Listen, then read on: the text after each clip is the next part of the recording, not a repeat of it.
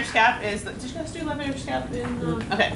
So levator scapula originates on the upper transverse processes of the cervical spine.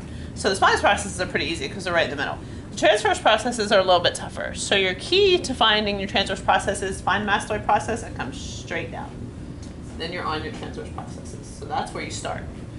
And then it comes down and it's about this wide and it comes all the way down and it attaches, if you find your superior angle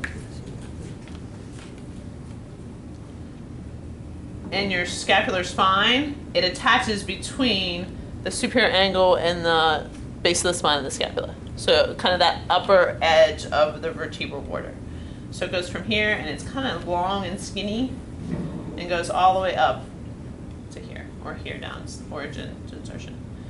Its job is it is also a scapular elevator, but it is a downward rotator because of its vertebral border attachment. So if it pulls from here, it's going to make the scapula do this. So it's a downward rotator and a scapular elevator. Okay? It's C3, C4, C5 dorsal scap nerve, and what else I forget? That's it. So when you test it, you can test it exactly like the upper trap. Some people think you get a little bit better positioning if you haven't put their hand behind their back. So put your hand behind your back. Now shrug your shoulder. It isolates it a little bit better, but you're still not going to completely get out the upper trap. But upper trap's going this way, levator scap's going this way. It's more vertical in its orientation. Okay? Everybody see that? So shrug your shoulder again, and you can get all the way up. When you get that kink in your neck, a lot of times it's your levator scap, more so than your upper trap. Okay? That would be concentrically. Eccentrically would be just like upper traps. So shrug your shoulder up, keep shrugging as I push down. Okay? Levator scap. Any questions? Everybody good? All right, lay on your belly.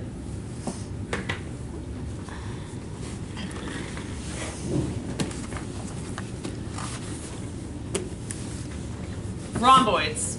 The thing with the rhomboids is they lay under the middle trap, middle and lower trap. So, but their orientation is different. Middle traps is more here. Rhomboids is more at an angle this way. Okay? So C7 to T5. So the vertebral border kind of from the spine almost all the way down to the inferior ankle.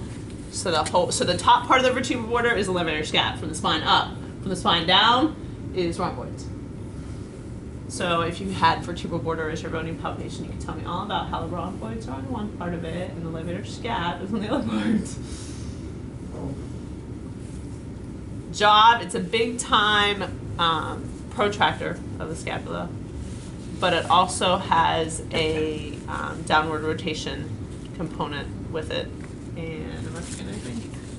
Downward rotation, did I say protraction? I meant retraction? Yes. I totally did that, didn't I? I had a dyslexic moment. I said protraction. I meant retraction, downward rotation. I feel like I'm getting some.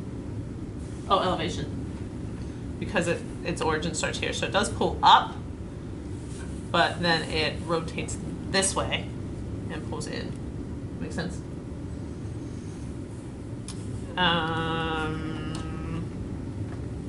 So positioning wise, so that you get the middle trap out there, is put their hand behind the back. It kind of retracts the scapula a little bit so you can get to it a little bit better. And then how you make it pop out is lift your hand off your back. And it'll pop right out into your hand. Yeah. So don't be all up in here in the middle traps. It's here. Okay, everybody see that? I'm gonna switch to somebody that has a tank top or a guy who's willing to take their shirt off, just so they can see it a little bit better. I understand. So flip, somebody that I can